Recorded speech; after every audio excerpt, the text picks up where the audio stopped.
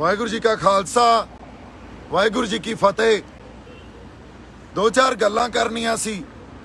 मेरे खिलाफ बड़ा प्रचार हो रहा, मेरे खिलाफ सारी साडा जिहड़ा संघर्षी लोग भी आ ते साडा आवाम आ ਉਹ ਇਹ प्रचार कर रहा भी देखो दीप ने ਇਹ ਅੰਦੋਲਨ ਖਰਾਬ ਕਰਤਾ, दीप ने लोगों ਨੂੰ ਭੜਕਾਇਆ। ਪਹਿਲੀ ਗੱਲ ਤਾਂ ਆਪਾਂ ਕੱਲ ਰਾਤ ਤੋਂ ਜਿਹੜੀਆਂ ਘਟਨਾਵਾਂ ਵਾਪਰ ਰਹੀਆਂ ਸੀ, ਕੱਲ ਰਾਤ ਤੋਂ ਸੀਕੁਐਂਸ ਆਫ ਇਵੈਂਟ ਜੋ ਹੋ ਰਹੇ ਸੀ ਮੋਰਚੇ 'ਚ, ਉਹਨੂੰ ਸਮਝਦੇ ਆ। ਪਹਿਲਾਂ ਸਾਡੇ ਪੰਧੇਰ ਸਾਹਿਬ ਤੇ ਪੰਨੂ ਸਾਹਿਬ ਨੇ ਇਹ ਗੱਲ ਮੋਰਚੇ ਦੀ ਸਟੇਜ ਤੋਂ ਆਖੀ ਵੀ ਅਸੀਂ ਪੁਲਿਸ ਵਾਲੇ ਦਿੱਤੇ ਹੋਏ ਰੂਟ ਤੋਂ ਆਪਦਾ ਮਾਰਚ ਨਹੀਂ ਕੱਢਾਂਗੇ, ਰੋਸ ਮਾਰਚ ਨਹੀਂ ਕੱਢਾਂਗੇ, ਅਸੀਂ ਦਿੱਲੀ ਦੇ ਅੰਦਰ ਜਾਵਾਂਗੇ। ਹੁਣ ਉਸ ਤੋਂ ਬਾਅਦ ਸੰਯੁਕਤ ਕਿਸਾਨ ਮੋਰਚੇ 'ਚ ਇੱਕ ਆਮ ਸਹਿਮਤੀ ਹੋਈ, ਆਗੂਆਂ 'ਚ ਆਪਸੀ ਸਹਿਮਤੀ ਇਹ ਹੋਈ ਵੀ ਉਹਨਾਂ ਨੇ ਆਪਦਾ ਜੋ ਰੂਟ ਪਹਿਲਾਂ ਤੈਅ ਕੀਤਾ ਸੀ ਵੀ ਰਿੰਗ ਰੋਡ ਤੇ ਜਾਣਾ, ਉਹਨੂੰ ਚੇਂਜ ਕਰਕੇ ਪੁਲਿਸ ਵੱਲੋਂ ਦਿੱਤੇ ਹੋਏ ਰੂਟ ਤੇ ਸਹਿਮਤੀ ਜਤਾਈ। ਉਸ ਵੇਲੇ ਵੀ ਤੁਸੀਂ ਮੇਰੇ ਸਾਰੇ ਵੀਡੀਓ ਦੇਖ ਲਓ, ਉਹਦੇ 'ਚ ਇਹ ਗੱਲ ਕਹੀ ਗਈ ਆ ਵੀ ਇੱਕ ਸਾਂਝਾ ਫੈਸਲਾ ਲੈ ਲਓ, ਕਿਉਂਕਿ ਸੰਗਤ ਦਾ ਜਿਹੜਾ ਰੌਂ ਆ, ਸੰਗਤ 'ਚ ਜਿਹੜਾ ਇਸ ਟਾਈਮ ਸੰਗਤ ਦਾ ਫੈਸਲਾ ਉਹ ਕੁਝ ਹੋਰ ਆ, ਸੰਗਤ ਦੇ ਜਜ਼ਬਾਤ ਆ ਜਿਹੜੇ ਕੁਝ ਹੋਰ ਆ, ਪਰ ਜੋ ਸਾਡੇ ਆਗੂ ਸਹਿਬਾਨ ਤੈਅ ਕਰੀ ਪਏ ਆ ਉਹ ਕੁਝ ਹੋਰ ਆ। ਸੋ ਇਸ ਕਰਕੇ ਕੱਲ ਰਾਤ ਨੂੰ ਸੰਯੁਕਤ ਕਿਸਾਨ ਮੋਰਚੇ ਦੀ ਸਟੇਜ ਤੋਂ ਉੱਥੇ ਨੌਜਵਾਨਾਂ ਨੇ ਬਹੁਤ ਜ਼ਿਆਦਾ ਆਪਦੇ ਜੋਸ਼ ਨਾਲ ਤੇ ਇਹ ਕਹਿ ਲਓ ਨਾਲ ਹੋਸ਼ ਨਾਲ ਵੀ ਆਪਦਾ ਰੋਸ ਪ੍ਰਗਟ ਕੀਤਾ ਵੀ ਅਸੀਂ ਦਿੱਲੀ ਦੇ ਅੰਦਰ ਜਾਣਾ ਤੇ ਅਸੀਂ ਜੋ ਪ੍ਰੋਗਰਾਮ ਤੁਸੀਂ ਜਿਹੜੇ ਰੂਟ ਦਾ ਦੇ ਰਹੇ ਹੋ, ਜੋ ਸਰਕਾਰ ਨੇ ਦਿੱਤਾ ਜਾਂ ਪੁਲਿਸ ਨੇ ਦਿੱਤਾ, ਉੱਥੇ ਰੋਸ ਮਾਰਚ ਨਹੀਂ ਕਰਨਾ। ਇਹ ਗੱਲ ਜਦੋਂ ਅਸੀਂ ਸਟੇਜ ਤੋਂ ਉਹ ਮੌਕਾ ਵੀ ਸੰਭਾਲਿਆ ਤੇ ਕਿਸਾਨ ਆਗੂਆਂ ਨਾਲ ਸ਼ੇਅਰ ਕੀਤੀ ਵੀ ਆਪਾਂ ਬੈਠ ਕੇ ਇੱਕ ਸਾਂਝਾ ਫੈਸਲਾ ਲਈਏ, ਤੇ ਇਸ ਗੱਲ ਨੂੰ ਇਗਨੋਰ ਕੀਤਾ ਗਿਆ।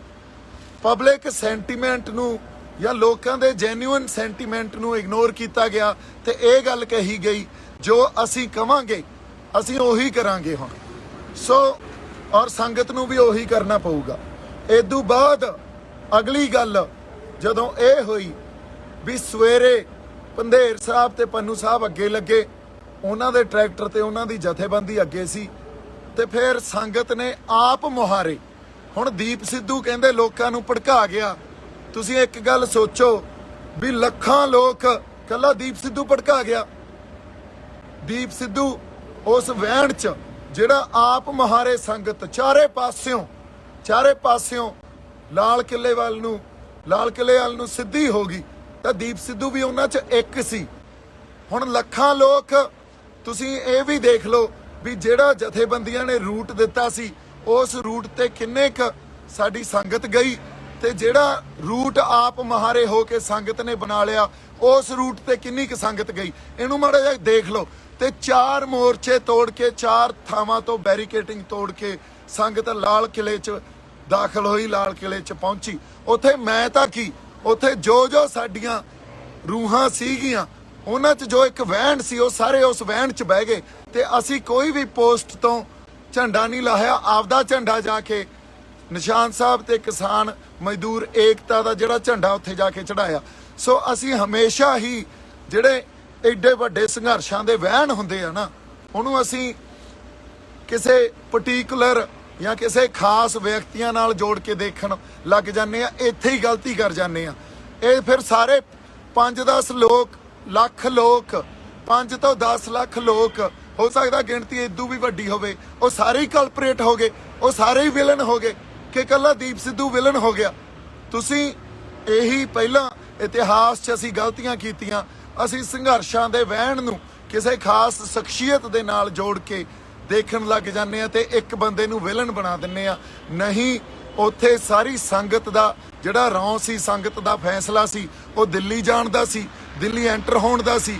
ਜਦੋਂ ਅਸੀਂ ਦਿੱਲੀ ਐਂਟਰ ਹੋਏ ਉਦੋਂ ਬਾਅਦ ਫਿਰ ਜਿਉਂ-ਜਿਉਂ ਰਸਤਾ ਬਣਦਾ ਗਿਆ ਤਿਉਂ-ਤਿਉਂ ਉਧਰ ਨੂੰ ਵਧਦੇ ਗਏ। ਜਦੋਂ ਮੈਂ ਲਾਲ ਕਿਲੇ ਪਹੁੰਚਿਆ, ਮੇਰੇ ਖਿਆਲ 'ਚ ਉੱਥੇ ਘੱਟੋ ਘੱਟ ਲੱਖ ਬੰਦੇ ਤੋਂ ਵੱਧ ਇਕੱਠ ਆਲਰੇਡੀ ਸੀਗਾ।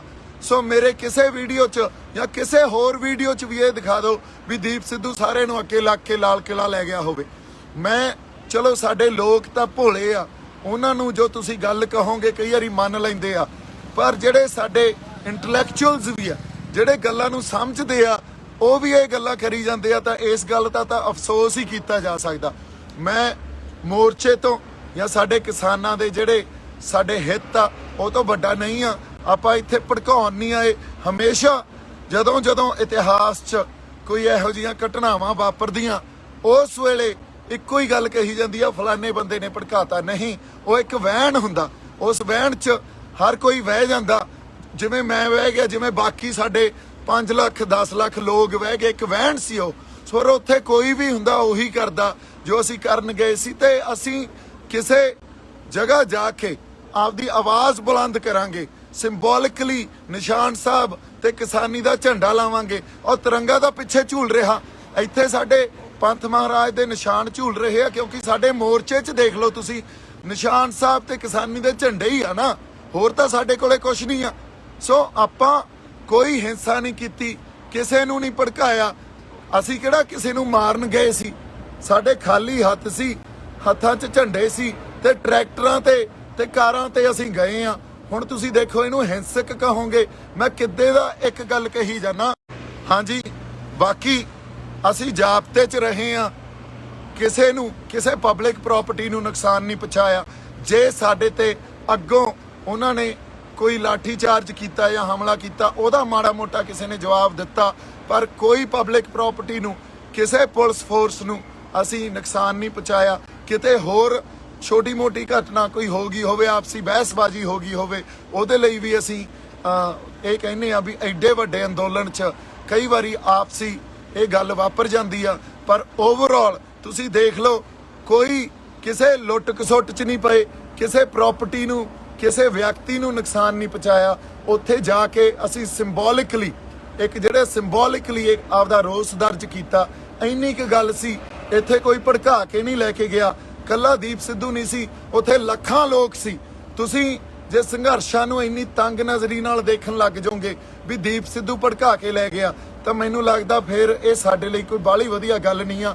ਫਿਰ ਤਾਂ ਇਤਿਹਾਸ ਤੋਂ ਅਸੀਂ ਕੁਝ ਵੀ ਨਹੀਂ ਸਿੱਖਿਆ, ਅੱਜ ਤੱਕ ਇਤਿਹਾਸ ਤੋਂ ਕੁਝ ਵੀ ਨਹੀਂ ਸਿੱਖਿਆ। ਸੋ ਮੈਂ ਬੇਨਤੀ ਕਰਦਾ ਸਾਡੇ ਜਿਹੜੇ ਸਾਰੇ ਸੰਘਰਸ਼ੀ ਬੰਦੇ ਆ ਤੇ ਕਿਸਾਨ ਜਥੇਬੰਦੀਆਂ ਦੇ ਆਗੂਆਂ ਨੂੰ, ਹੁਣ ਖਾਸ ਕਰਕੇ, ਵੀ ਤੁਸੀਂ ਬੜਾ ਕੁਝ ਮੇਰੇ ਖਿਲਾਫ ਬੋਲ ਰਹੇ ਹੋ, ਤੁਸੀਂ ਬੜਾ ਕੁਝ ਇਹ ਪ੍ਰਚਾਰ ਕਰ ਰਹੇ ਹੋ ਵੀ ਦੀਪ ਸਿੱਧੂ ਗਦਾਰ ਆ, ਦੀਪ ਸਿੱਧੂ ਬੀਜੇਪੀ ਦਾ ਬੰਦਾ, ਦੀਪ ਸਿੱਧੂ ਆਰਐਸਐਸ ਦਾ ਬੰਦਾ। ਇੱਕ ਗੱਲ ਸੋਚੋ, ਤੁਸੀਂ ਸੰਗਤ ਦੇ ਜਿਹੜੇ ਸੈਂਟੀਮੈਂਟਸ ਹੀ ਨਹੀਂ ਅੱਜ ਤੱਕ ਸਮਝੇ, ਤੇ ਤੁਸੀਂ ਵੀ ਉਹੀ ਗੱਲ ਕਰ ਰਹੇ ਹੋ ਜੋ ਸਰਕਾਰ ਗੱਲ ਕਰਦੀ ਆ ਵੀ ਇਹ ਸ਼ਰਾਰਤੀ ਅਨਸਰ ਆ, ਇਹਨਾਂ ਲੋਕਾਂ ਨੂੰ ਸ਼ਰਾਰਤੀ ਅਨਸਰ ਕਹਿ ਦੇਣਾ, ਇਹਨਾਂ ਨੂੰ ਅੱਤਵਾਦੀ ਕਹਿ ਦੇਣਾ। ਇੱਥੇ ਸਾਰੇ ਕਿਸਾਨ ਆ, ਸਾਰੇ ਆਪਦੇ ਇੱਕ ਜ਼ਾਬਤੇ 'ਚ ਰਹਿ ਕੇ ਪੀਸਫੁਲ ਰੋਸ ਜਤਾਉਣ ਗਏ ਸੀ। ਕੋਈ ਸ਼ਰਾਰਤੀ ਅਨਸਰ ਨਹੀਂ ਆ। ਇੱਕ ਬਹਾਓ ਹੁੰਦਾ ਅੰਦੋਲਨ ਦਾ, ਉਸ ਬਹਾਓ 'ਚ ਜਾ ਕੇ ਸੰਗਤ ਨੇ ਆਪ ਮੁਹਾਰੇ ਜੋ ਕੀਤਾ ਉਹ ਕੀਤਾ, ਕਿਉਂਕਿ ਸਾਡੀ ਲੀਡਰਸ਼ਿਪ ਜਿਵੇਂ ਸਰਕਾਰ ਨਹੀਂ ਸਮਝਦੀ, ਉਵੇਂ ਸਾਡੀ ਲੀਡਰਸ਼ਿਪ ਵੀ ਜਿਹੜੇ ਜੈਨੂਇਨ ਸੈਂਟੀਮੈਂਟਸ ਆ ਸੰਗਤ ਦੇ, ਉਹਨੂੰ ਨਹੀਂ ਸਮਝਦੀ। ਜੇ ਸਮਝਦੀ ਹੁੰਦੀ ਤਾਂ ਕੱਲ ਰਾਤ ਨੂੰ ਸਾਰਿਆਂ ਨਾਲ ਬੈਠ ਕੇ ਮੀਟਿੰਗ ਕਰਕੇ ਇੱਕ ਸਾਂਝਾ ਫੈਸਲਾ ਲਿਆ ਜਾਂਦਾ। ਮੇਰੀਆਂ ਕੱਲ ਤੱਕ ਦੀਆਂ ਪੋਸਟਾਂ ਦੇਖ ਲਓ, ਤੇ ਮੈਂ ਹੁਣ ਵੀ ਕਹਿ ਰਿਹਾ ਵੀ ਅਸੀਂ ਏਕੇ 'ਚ ਰਹੀਏ। ਅਸੀਂ ਅੰਦੋਲਨ ਨੂੰ ਬਰਬਾਦ, ਜਾਂ ਇਹਨੂੰ ਕਹਿ ਲਓ ਵੀ ਅਸੀਂ ਇਹਨੂੰ ਕਿਸੇ ਢੰਗ ਨਾਲ ਖਰਾਬ ਨਾ ਕਰ ਲਈਏ, ਇੱਕ ਦੂਜੇ ਤੇ ਦੂਸ਼ਣਬਾਜ਼ੀ ਨਾ ਲਾਓ। ਅਸੀਂ ਏਕੇ 'ਚ ਰਹੀਏ, ਜ਼ਾਬਤੇ 'ਚ ਰਹੀਏ। ਕੋਈ ਨਹੀਂ, ਜੋ ਹੁਣ ਮੇਰੇ ਨਾਲ ਹੋਊ ਅਕਾਲ ਪੁਰਖ ਵਾਹਿਗੁਰੂ ਉਹ ਆਪੇ ਭਲੀ ਕਰੂਗਾ, ਮੈਂ ਨਜਿੱਠੂਗਾ। ਸੋ ਬਾਕੀ ਤੁਸੀਂ ਸਾਰੇ ਚੜ੍ਹਦੀ ਕਲਾ 'ਚ ਰਹੋ, ਏਕੇ 'ਚ ਰਹੋ, ਉਸ ਅਕਾਲ ਪੁਰਖ ਵਾਹਿਗੁਰੂ ਤੇ ਭਰੋਸਾ ਰੱਖੋ। ਜੋ ਉਹਨੇ ਕੀਤਾ ਠੀਕ ਕੀਤਾ, ਜੋ ਕਰੂਗਾ ਠੀਕ ਹੀ ਕਰੂਗਾ। ਵਾਹਿਗੁਰੂ ਜੀ ਕਾ ਖਾਲਸਾ, ਵਾਹਿਗੁਰੂ ਜੀ ਕੀ ਫਤਿਹ।